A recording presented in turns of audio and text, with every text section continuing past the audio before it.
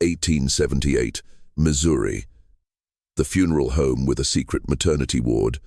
The horrifying truth behind a baby trafficking ring. What if the hand that brought you into this world was the same one that signed your death certificate before you even had a name? In the mining town of Black Hollow, Missouri, nestled in the Ozark Mountains in 1878, two sisters controlled both the fragile beginnings of a life and the final rest of a soul. They ran the Blackwood Orphanage and Funeral Home, an institution respected throughout the land. But what they were truly building in the shadows, between the first cry of birth and the silent grave, was a legacy of crime so monstrous it was designed to be buried by time forever. This is not just a story about crime, this is the story of a town held captive by a monstrous secret hidden behind a veil of benevolence.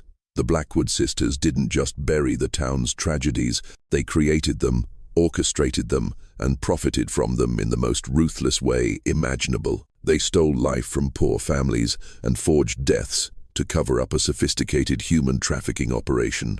This is the story of the Blackwood sisters and the truth of what happened within the walls that connected their two empires of life and death. But I must warn you, the path we are about to walk is not for the faint of heart. It demands that you question the very nature of kindness and cruelty, because this story will prove that the most terrifying darkness doesn't lurk in deserted alleys, but reigns in the very hearts admired by an entire community.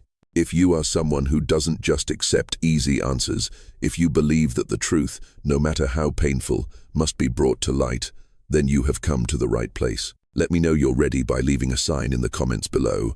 Let us know where in the world your flame of curiosity is lit. Together, we will turn the forgotten pages of history. Now, to truly understand the depravity of this decades-long crime, let's go back to Black Hollow, Missouri, in 1878. Now, to truly understand the depravity of this decades-long crime, I need you to picture the world as it was. Let's go back to Black Hollow, Missouri, in 1878. The Reconstruction era had just ended, and America was trying to heal its wounds. But in the remote valleys, isolated by the towering cliffs of the Ozarks, life moved to a different rhythm. Here, progress was a distant steam train whose whistle they only heard as an echo. Black Hollow was a town built on two things: coal and faith. It was a place where every face was familiar, where trust was not just given but assumed, especially when it came to people of status. The town doctor, the town pastor, the town undertaker, these were not just professions, they were pillars of the community. Their authority was as solid and unshakable as the mountains that enclosed them, cutting them off from the rest of the world. There was no second clinic, no other professional opinion to be found, without a treacherous journey by horse-drawn carriage over muddy trails.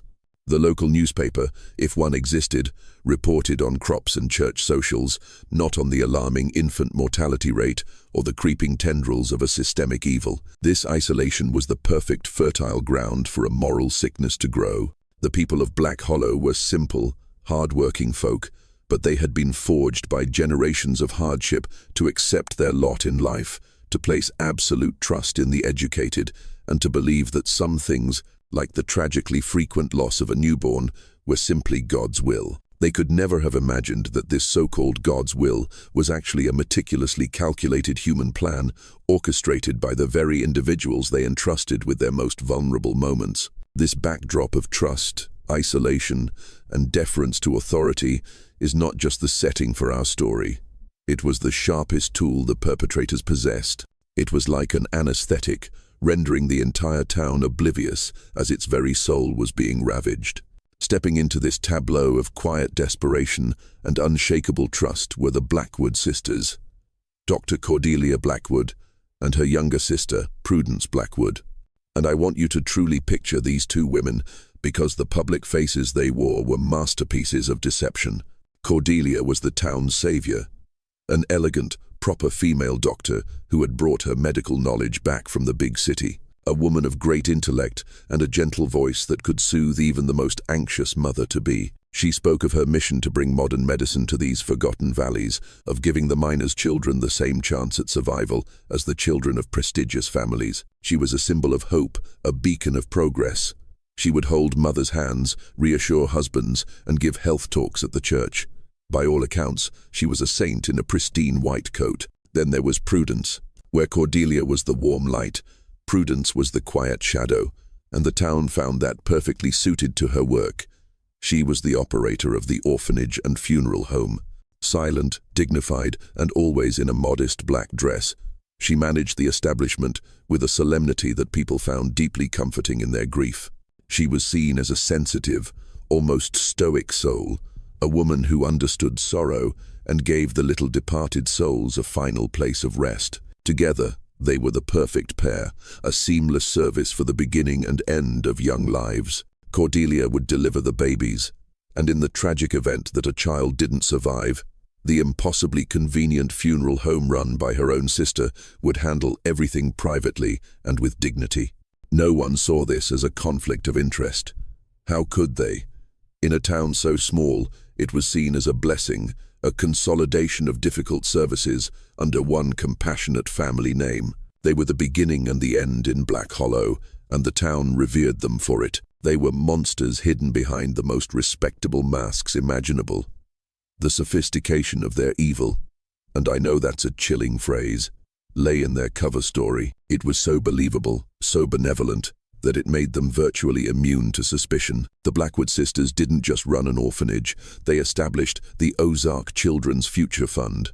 It was framed as a grand philanthropic endeavor. Dr. Cordelia Blackwood would give persuasive speeches at church gatherings, her voice filled with passion about her God-given mission to protect the community's most vulnerable. She would speak of a hereditary weakness she observed in the local population, a tragic consequence, she claimed, of generations of poverty and the harsh life of the coal mines. She argued that the high infant mortality rate, a sad but accepted fact in the region, was a crisis she was uniquely positioned to remedy. Her fund, she announced, would provide shelter, medical care, and a safe home for any orphaned or abandoned child. For the poor families who tragically lost a child shortly after birth, she promised to arrange a dignified burial on the church grounds free of charge, as an act of charity. For the wealthier families in the area, the few who owned the mines or the largest farms, she offered a private, discreet adoption service, promising to bring them a healthy child to complete their family. This created a clever, two-tiered system. To the poor, she was a charitable saint. To the wealthy, she was a purveyor of hope. But the masterstroke was how she explained the connection between her deliveries, the orphanage, and the funeral home. She claimed it was a circle of compassion. In the most tragic moments, she would say, her voice thick with feigned empathy, an unfortunate child who passes is laid to rest in the arms of the Lord. And another child, left without a home, will find a new one. We are here to ensure that transition is seamless, dignified, and private, allowing families to grieve while bringing hope to others. It was brilliant. She took the most suspicious part of her entire operation, the flow of infants, and sold it as the most humanitarian of missions. She wasn't just a doctor. She was a philanthropist, a matchmaker of souls, a visionary. The town didn't just accept it, they celebrated it. They donated to her fund. They volunteered at the orphanage. They sang her praises. They were building her house of horrors on the foundation of their own goodwill. Now, let's talk about the physical space where this nightmare unfolded, because the very architecture of the place was a testament to their meticulous planning. Blackwood Manor was an old Victorian mansion, perched on a hill overlooking the town. From a distance, it exuded an air of dignity and respectability. Viewed from the main road, Blackwood Manor was divided into two distinct areas. The east wing was the orphanage, with its white-painted brick walls, large, sunny windows, and a small, charming garden. The west wing, with its grey stone facade covered in ivy and stained-glass windows, was the funeral home. But this was a carefully constructed illusion. The true heart of the operation was a feature never spoken of, never shown on any blueprint, and known only to a select few. A damp, stone-reinforced underground corridor that connected the basement of the orphanage directly to the preparation room of the funeral home. The official explanation, whispered if anyone dared to ask, was that it was a passageway for moving supplies and, in the saddest of cases, for discreetly taking the bodies of children who died of illness, to spare the other children the grief.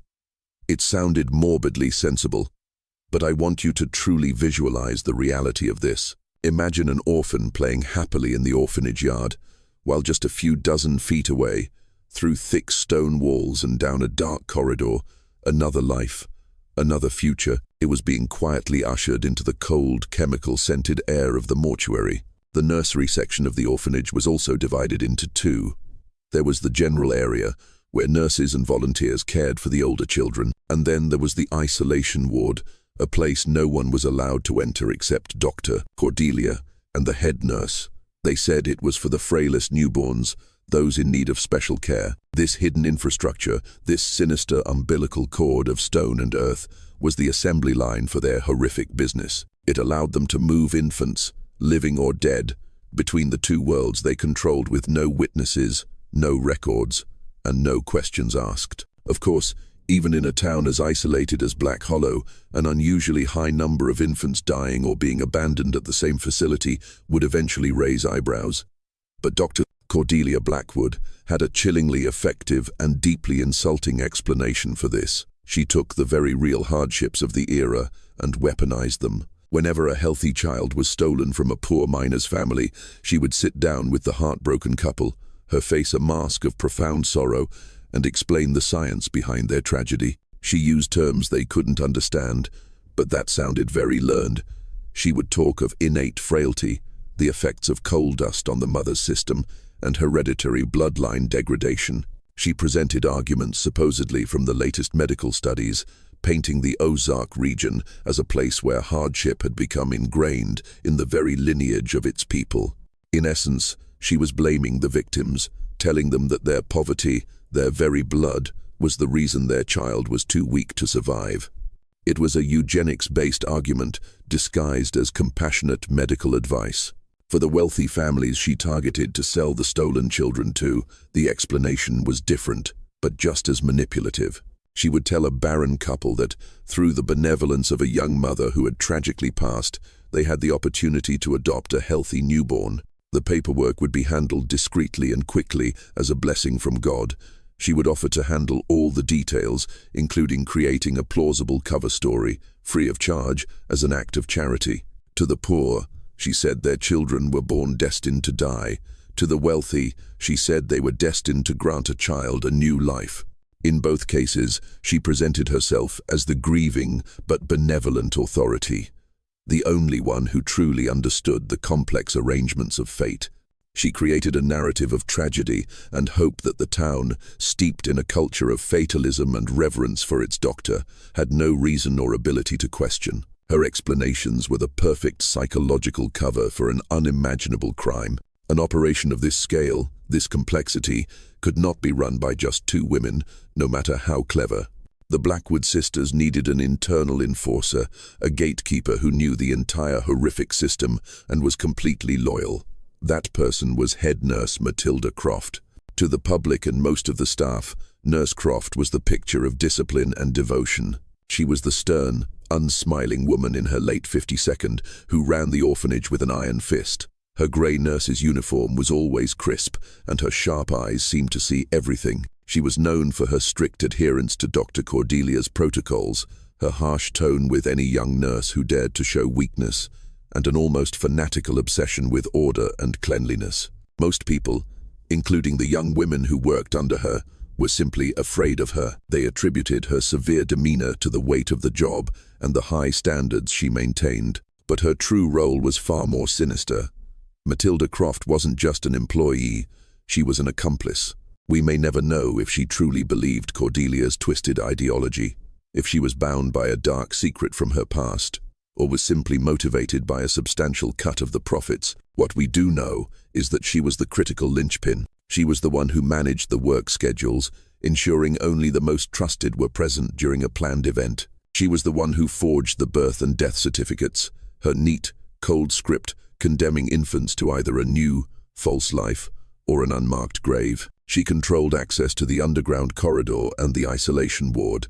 She was the one who would soothe a grieving mother with strong sedatives, later explaining it as necessary care to ease the pain. She was the silent, ever-present warden of this infant prison. Her cold authority ensured the system ran smoothly, and that any potential witnesses among the staff were too intimidated or too misinformed to understand what they were seeing. She was the firewall of flesh and blood between the Blackwood sisters' monstrous secret and the outside world. To fully grasp the depravity of the Blackwoods business, we must identify the victims, and I need you to understand this because it is a critical part of the horror. There wasn't just one group of victims, there were three, each subjected to a unique and devastating form of violation. First, there were the mothers from the poorest mining families in the surrounding hollows. They were often young women, some still teenagers, who saw Dr. Cordelia as a savior. They placed their complete, unquestioning faith in the kind woman who promised to care for them and their babies. When they delivered a perfectly healthy, rosy-cheeked child, one that met the Blackwoods' desirable criteria for their clients, Nurse Croft and Dr. Cordelia would spring their trap. The mother would be given a strong dose of herbal sedatives, told it was to help her regain her strength. When she awoke, she would be given the devastating news that her baby had not survived, having been born too frail.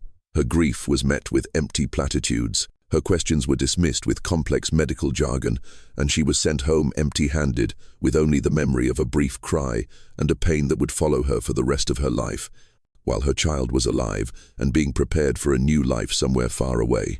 The second group of victims were the very ones the Blackwood sisters needed to balance their criminal books. When a poor family did have a stillborn or sickly child, that body would be used. Prudence Blackwood, with a somber and dignified air, would arrange a charitable burial. A death certificate would then be created, but the name on it would be for a non-existent child born and died on the same day. These fabricated deaths helped account for the growing number of infant graves in the town cemetery, quelling any suspicion about an unusual mortality rate. They turned real tragedies into tools to cover up larger crimes. Finally, the third and most tragic group of victims were the children themselves. The healthy infants stolen from their birth mothers were sold through a black market adoption network to wealthy, barren families across the country. These children grew up with no knowledge of their true origins. Their real families grieved a death that never happened. Their entire identities were built on a foundation of lies, a crime that stole not just a past, but the very truth of who they were. Every system, no matter how perfectly designed, eventually develops a crack. In the meticulously staged horror play at Blackwood Manor, that crack appeared in the form of a young woman named Clara Morrow. Clara was not a heroine seeking a crusade.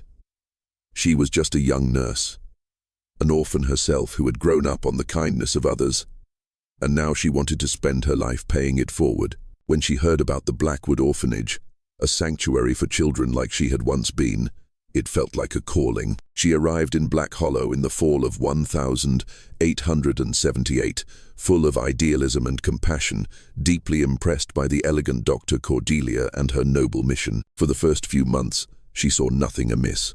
She fully believed the fabricated narrative. She pitied the frail babies and admired Nurse Croft's strictness, mistaking her coldness for necessary professionalism. The high mortality rate was sad, yes, but who was she, a young nurse, to question a doctor so revered by the town?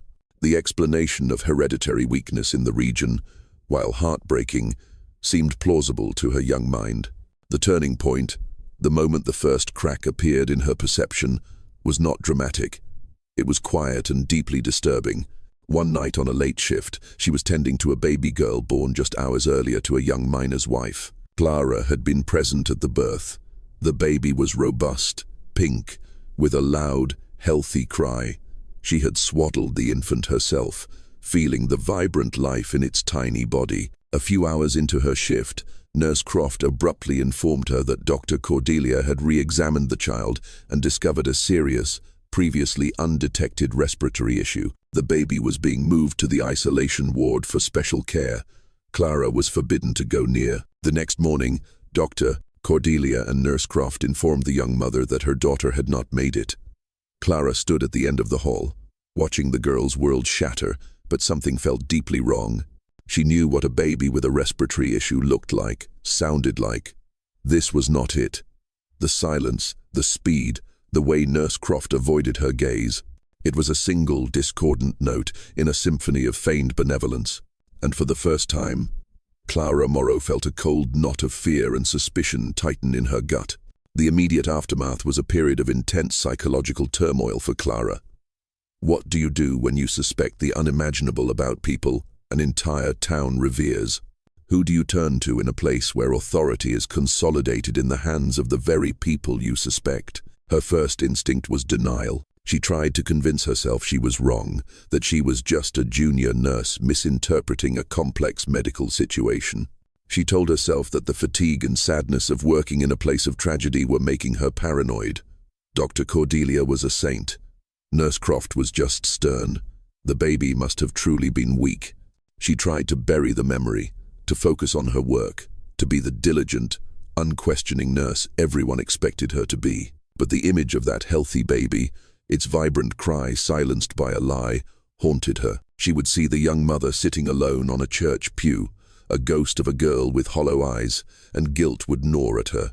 She started noticing other things, small inconsistencies she had previously dismissed. A set of infant clothes disappearing from the laundry, a name written in a duty log and then carelessly scratched out, and the smell of damp, musty earth that sometimes wafted up from the basement door that led to the private corridor, a smell she could not place. Fear paralyzed her. If she was right, she was in mortal danger. If she was wrong, she would be ruined, branded a hysterical, incompetent young woman, and cast out of Blackwood Manor, her nursing career and her only sanctuary over before it had even begun. For weeks, she lived in a state of silent terror, her diligent demeanor a fragile mask, hiding a mind racing with suspicion. She would startle at the sound of Nurse Croft's rustling skirts behind her in the hallway and feel the constant, unnerving sensation of being watched. Denial was a desperate act of self-preservation, but the truth, once glimpsed, is a stubborn thing. It festered inside her, a poison that would eventually force her to choose between her own safety and the horrifying possibility that children were being stolen right under this roof. After weeks of wrestling with her conscience, Clara decided she couldn't live with the uncertainty. She had to know, but she knew a direct accusation would be a death sentence for her, professionally and perhaps physically. She decided to approach the one person in Black Hollow who supposedly embodied morality and justice, the town pastor, an older man named Father Thomas, who was more accustomed to comforting grieving souls than confronting earthly conspiracies. She waited for him after the Sunday morning service, her heart pounding in her chest, and anxiously explained her concerns in the confessional.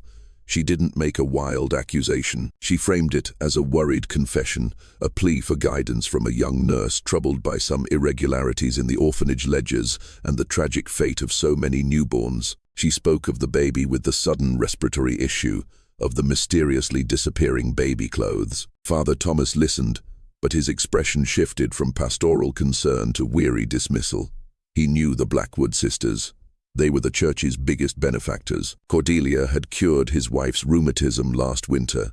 The idea that these women, these pillars of the community, could be involved in anything criminal was, to him, utterly preposterous. He laid a hand on her shoulder and explained it away with classic blind faith. "Now, my child," he said, his tone patronizing, "Dr. Cordelia is one of the kindest women God has given us. Running an orphanage in a place like this, it is a great burden. The children who come here, bless their hearts, they often carry the sickness of poverty with them. It is a tragedy, but it is not a crime. You're likely just overworked, child." He promised to pray for her and to have a private word with Cordelia, but Clara knew what that meant. He would tell the doctor that a new nurse was having paranoid thoughts, and Cordelia would know exactly who it was. The system was protecting itself. The pastor wasn't an evil man. He was simply a product of his environment, incapable of imagining an evil that wore such a virtuous face. Clara left the church with a new, colder, and more terrifying realization. She was utterly, completely alone. The path of faith wasn't just closed, it was part of the wall of silence. Clara's failed attempt to find help had a chilling effect. She was a marked woman now. Nurse Croft's already icy demeanor toward her became openly hostile, assigning her the most grueling and dirty tasks, isolating her from the other nurses, her hawkish eyes tracking Clara's every move. Dr. Cordelia, on the other hand, became even sweeter, often pulling her aside to ask how she was feeling, her gentle concern now feeling like a veiled threat. But the fear that was meant to silence her forged a grim determination. She realized the only evidence that could expose the Blackwoods lay not in her testimony, but in the living truth of their crimes. She started thinking about the other side of the equation. If healthy babies from poor families were disappearing, where were they going? This led her to a horrifying but logical conclusion. They were being sold. This meant that somewhere out there, children were living under false names with families who had no idea their beloved child was a stolen life. But how could she prove it? The answer, she realized, might lie in the clues left behind. With no newspaper or public library in Black Hollow, Clara had to find another source of information. She began a secret, painstaking process of reviewing old church ledgers which recorded baptisms and cross-referencing them with the funeral home's burial registry, which she could only glimpse for fleeting moments when Prudence was away. It was slow, terrifying work, done by flickering candlelight late at night in her workroom. She began to see a pattern. A child recorded as having died of frailty in the funeral home's book, but with no record of its baptism in the church register. Conversely, children recorded as having been adopted at the orphanage had no birth certificates or records of their origins.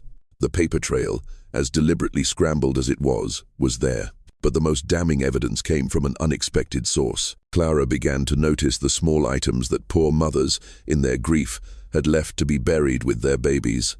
A hand-knitted bracelet, a piece of an embroidered blanket. She remembered these items vividly. Weeks later, while cleaning the rooms of newly adopted children, she was horrified to discover those exact same items, the bracelet, the blanket piece, tucked away in the belongings of living children. The stolen victims, the ones buried under a lie and the ones living a lie, were the living proof.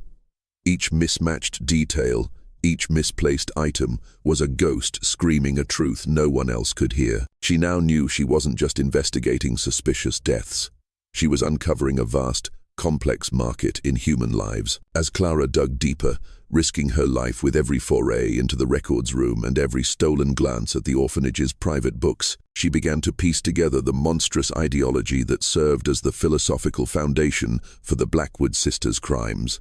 This wasn't just about money. That was a significant part of it, of course, but at its core, this was about Dr. Cordelia Blackwood's God complex. In a locked wooden chest under the bed in Cordelia's private bedroom, a chest she managed to pry open one terrifying night with a hairpin, her hands shaking so badly she could barely function, she didn't find a simple ledger of transactions. She found something far more disturbing, a series of leather-bound journals. In these journals, written in a neat, elegant script, Cordelia laid out her entire worldview. She did not see herself as a criminal, but as a visionary, a pioneer in what she called social purification and bloodline preservation. She believed the Ozark mining folk were genetically degraded, trapped in a cycle of poverty and sickness, a drag on the progress of society. She wrote that she was performing a sacred service by taking healthy newborns from mothers she deemed unfit, who would only pass on their weakness to the next generation. She was rescuing them, giving them a chance at a superior life with wealthy, moral families who could provide them every advantage. She saw it as a form of humane gardening, pruning the diseased branches of the human family tree. The stillborn or genuinely sick children of the poor were, in her mind, nature's errors, and she was simply cleaning them up. The fraudulent death certificates and fake adoption papers were necessary tools, a means to a higher end. She documented her cases with cold, scientific detachment, noting the physical traits of the stolen babies, hair color, eye color, health, as if they were prized seeds. She was matching them to the requests of her benefactors. She wasn't just stealing babies. She was curating a generation, playing God with her medical knowledge, the community's trust, and a fountain pen. All from her small, isolated kingdom in the hills of Missouri. Our story to this point has been one of deepening shadows, of a seemingly perfect crime carried out by untouchable villains. But every great evil eventually summons its own opposition. And in this story, the unlikely hero was the very person they had underestimated the most. Let's talk more about Clara Morrow. I want you to truly understand who she was, because her courage was born not of strength, but of deep vulnerability. She was not a hard-boiled detective or a seasoned investigator. She was a quiet, observant young woman, an orphan raised to be grateful and to believe in the kindness of others. The world of Black Hollow, with its dark undercurrents and conspiracies, was completely alien to her. Her heroism was not a single act of bravery, but a slow, painful process of overcoming her own fear. Imagine the terror of lying in her narrow bed in her small attic room, listening to the wind whistle through the cracks, wondering if the Blackwood sisters knew what she was doing, wondering if the friendly blacksmith she'd greeted that morning had reported her questions to them, wondering if Father Thomas's benevolent smile was a warning. Every day at the orphanage was a performance. She had to smile at Dr. Cordelia, take orders from Nurse Croft, and care for the children, all while carrying the weight of a secret that could get her killed. Her courage was in the small things, the decision to check one more ledger, the nerve to stay up late by candlelight, the resolve not to run but to see it through. She was driven by an intense, almost primal sense of justice, a feeling deeply connected to her own past. She knew the value of a home, and she saw homes being ruthlessly stolen. She was the one conscience not lulled to sleep by the town's culture of deference and blind faith. She was ordinary, which is precisely what made her extraordinary.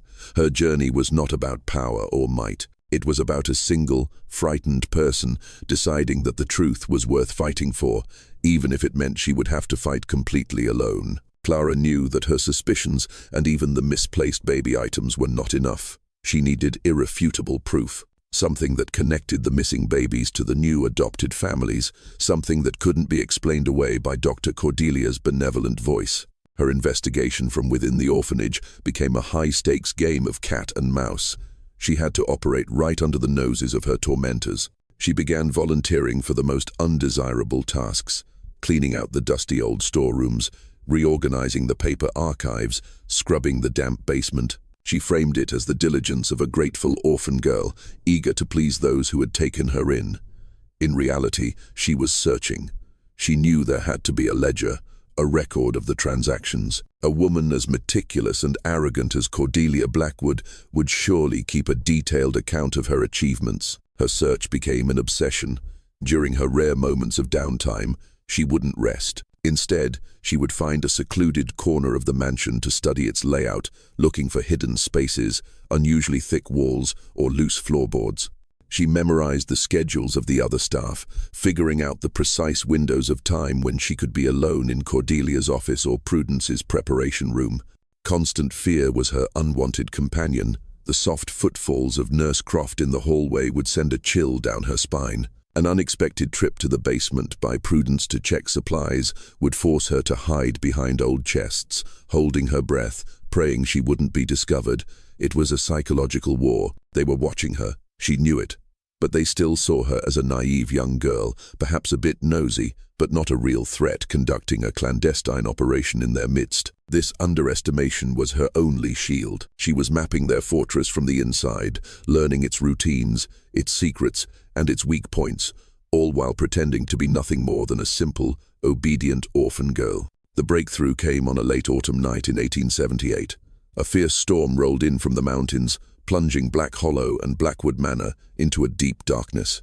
It was the chance Clara had been praying for, with the staff distracted by lighting oil lamps and the chaos of the storm, and with Dr. Cordelia called away by carriage to help a miner's family with an injury from a rock slide. Clara knew it was now or never. Her target was Prudence Blackwood's private office within the funeral home, a place she had never dared to go. She used the excuse of checking the windows in the West Wing to make sure they were latched, a lie that sounded thin even to her own ears. Her heart hammered against her ribs as she slipped through the underground corridor and into the cold, silent world of the mortuary. The air was thick, with the pinewood scent of coffins and damp earth. Using only a small candle, she found her way to Prudence's office. It was impeccably neat, just like the woman herself. Clara searched the desk, the drawers, everywhere. Nothing. Desperation began to creep in. Then her candlelight fell on something odd. A floorboard beneath the old Persian rug seemed slightly raised, not flush with the others. Her trembling fingers pried the board up, revealing a dark hollow beneath. Inside, nestled beneath some old jewelry, was a thick, leather-bound ledger. She opened it. Her flickering candle illuminated columns of dates, infants' initials, some of which she recognized from the orphanage, and corresponding figures and locations. W. Family, St. Louis, $200 gold. P. Family, Kansas City, cash, received via courier. Some entries even had notes: good health, blue eyes, and most horrifying of all, tucked between the pages, were tiny locks of hair, carefully tied with ribbon. It was all there. The hard, irrefutable proof. Initials, dates, gold coin. It was the Blackwood sisters' entire criminal empire, chronicled in Prudence's meticulous hand. Clara knew she couldn't just take the ledger. They would know immediately it was her, and she would never leave Black Hollow alive. She had to get it to the authorities, real authorities, probably the state marshals in Springfield, a long ride away. In that moment, a plan born of pure adrenaline and terror formed in her mind. She would take the ledger, run, and pray she could make it through the treacherous Ozark wilderness before they realized she was gone. She wrapped the heavy book in a shawl, stuffed it in her satchel, and slipped back through the underground corridor, her entire body shaking uncontrollably. She did not go back to her room. She didn't grab any belongings. She went straight out the back service door, into the raging storm, and ran for the stables. The rain and wind were a godsend, masking her escape. But as she was struggling to lead a horse out, the light from a lantern cut through the darkness, pinning her in its beam. Holding it was none other than Nurse Croft, and standing behind her, her face a mask of cold ice, was Prudence Blackwood. In an instant, Clara knew that Nurse Croft was not just an obeyer of orders. She was an active part of their network, their eyes and ears. The chase was on. Clara jerked the reins, leaped onto the horse's bare back, and spurred it out of the stable. She plunged into the dark, dangerous woods bordering the estate. What followed was a nightmarish chase through the Ozark forest in the middle of a thunderstorm. Prudence and a farmhand were on her tail, the sound of their horses and their angry shouts echoing in the wind. She was riding for her life, clutching the evidence that was her only hope. She rode low over the horse's back, dodging branches that whipped at her face, crashing through brambles that tore at her dress and skin, fueled by a terror so profound it eclipsed all pain and exhaustion. After what felt like an eternity, the hoofbeats of her pursuers faded as they diverted their search down a false trail.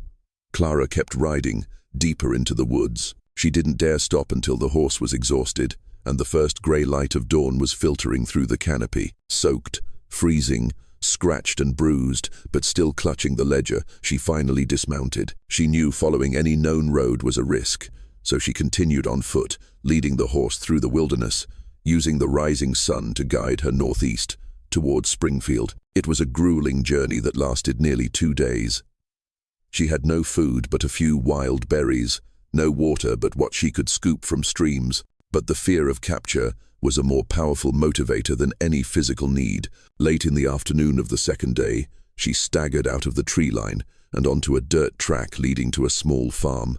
A kind farmer, astonished by her disheveled appearance, was quick to show concern. She didn't tell him the whole story. She only said she was on her way to visit a sick relative in Springfield and had gotten lost. He looked at the sheer terror in her eyes, gave her a meal, and showed her the safest road to continue. The ride on his wagon out to the main road was the first moment she felt a flicker of hope. When she reached Springfield, she wasted no time. She sold the horse for a few dollars, then walked straight to the office of the state marshal. She placed the mud-stained ledger on the chief marshal's desk and said in a raw, hoarse voice, "My name is Clara Morrow. I'm a nurse from Black Hollow, and I have proof of unspeakable crimes against Dr. Cordelia Blackwood and her sister, Prudence." At first, the marshals were skeptical. The Blackwood sisters were, after all, reputable figures known for their charity. But the ledger was undeniable. The meticulous records, the initials that could be cross-referenced with church registries, and the chilling locks of infant hair were all there. The chief marshal's initial disbelief quickly turned to stunned horror. Within hours, a major investigation was launched. A secret task force assembled, far from the prying eyes and influence of Black Hollow's powerful friends. For the first time, Clara was no longer alone. The wheels of justice she had tried to turn by herself were finally, belatedly, set in motion. The reversal was staggering. The hunted had become the hunter. The raid on Blackwood Manor was planned with the secrecy and precision of a military operation. In the pre-dawn hours of a cold winter morning, a posse of state marshals rode into the sleeping town of Black Hollow. They blockaded the single road leading up to the mansion before anyone knew what was happening. The main raiding party, with Clara Morrow voluntarily accompanying them to guide the way, stormed the old mansion. What they found inside was worse than even the ledger had suggested.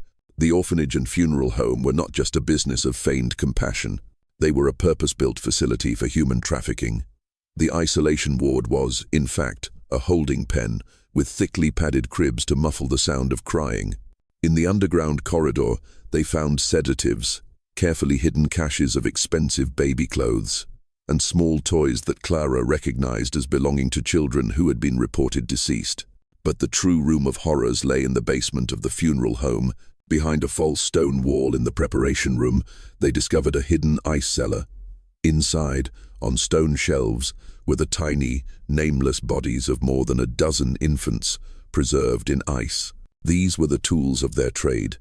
The genuinely stillborn or sick babies from poor families that they kept in order to stage fake deaths, to account for the growing number of infant graves in the cemetery. It was a gruesome library of stolen tragedies, a discovery so vile that several of the seasoned marshals had to turn away in silence. The raid exposed the physical reality of the Blackwoods' crimes in the most horrific way possible, transforming their respectable mansion into the scene of one of the most monstrous crimes in the state's history. The unmasking of the Blackwood sisters sent a shockwave of horror and disbelief through Black Hollow and the entire region. These two women, who had been seen as community saints, were revealed to be monsters of almost unimaginable cruelty. Dr. Cordelia Blackwood, the elegant savior, was arrested in her office, reportedly remaining calm and arrogant to the very end. She did not confess. Instead, she tried to spin a narrative that she was engaged in a grand, misunderstood mission of social purification, that she was saving children from a life of squalor. She maintained her delusion of intellectual and moral superiority, viewing her captors as too small-minded to understand her work. Her journals, however, painted a clear picture of a narcissist with a god complex. Prudence Blackwood, the quiet, dignified operator, had a different reaction. When the marshals stormed the funeral home, Prudence retreated to her office, the very one where Clara had found the ledger. Before they could reach her, Prudence used a potent dose of poison, which she had kept for just such an occasion, to take her own life. She chose death amidst the tools of her horrific trade, rather than face justice. Her final act was one of cowardice, a silent confession that left her sister Cordelia to face the consequences alone. The news shattered the town's collective identity. The people of Black Hollow were forced to confront a terrifying reality. Their trust had been weaponized against them. The hands they had trusted, the woman who had delivered their children, the solemn figure who had comforted them in their grief.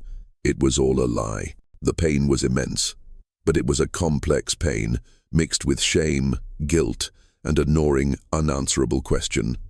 How could we not have known? The masks had fallen, and the faces beneath were more terrifying than any fictional monster. The investigation following the raid revealed Blackwood Manor as the hub of a sophisticated infant trafficking network, unlocked by the key of Clara's ledger. This underground railroad of stolen children involved brokers in major cities like St. Louis and Kansas City, who took orders for babies with specific traits, with prices paid in gold and cash through discreet couriers. This enterprise, however, responsible for the fate of dozens of children, thrived not just on criminal ingenuity, but on a conspiracy of silence in Black Hollow, where blind faith and a collective refusal to accept a monstrous truth allowed every suspicion to be buried. While grim justice was eventually served, Cordelia died in prison, Prudence took her own life, and Nurse Croft vanished without a trace. The true resolution of the story remains incomplete. The heroine, Clara Morrow, was so traumatized that she lived out her days in haunted seclusion. The ultimate tragedy, however, belongs to the victims, the deceived, grieving mothers, and the countless stolen children, now adults, left as living ghosts. Their identities were a fabrication, and their true origins were forever severed. The legacy of the Blackwood sisters is more than just a chilling true crime story. It is a profound and enduring cautionary tale. It serves as a stark reminder of the terrifying fragility that exists at the intersection of birth and death, our two most fundamental human experiences. It shows how the power of institutions, especially medical and religious authority, can be so easily twisted into a tool for unimaginable evil when left unchecked by skepticism and oversight. In an isolated community like Black Hollow, the sisters' combined control over deliveries, the orphanage, and the funeral home created a perfectly closed system of exploitation, a place where they could literally create a tragedy and then profit from solving it with no one questioning the process. The lesson of this story is a deeply unsettling one. It is about the danger of blind faith and the seductive power of a benevolent face. Cordelia Blackwood was not a cackling witch. She was an elegant doctor, a benevolent savior. Evil isn't obvious. It is cloaked in charity, learned words, and sympathetic gestures. If this story chilled you to the bone and made you think, then help our community of investigators grow. Subscribe to the channel, turn on notifications so you never miss a deep dive into the darkness, and share this video with someone you think is brave enough to face it. See you in the next video, where we will uncover another dark secret that challenges everything we thought we knew about American history. It involves a beloved national organization, a series of convenient deaths, and a cover-up that goes all the way to the top. You won't want to miss it.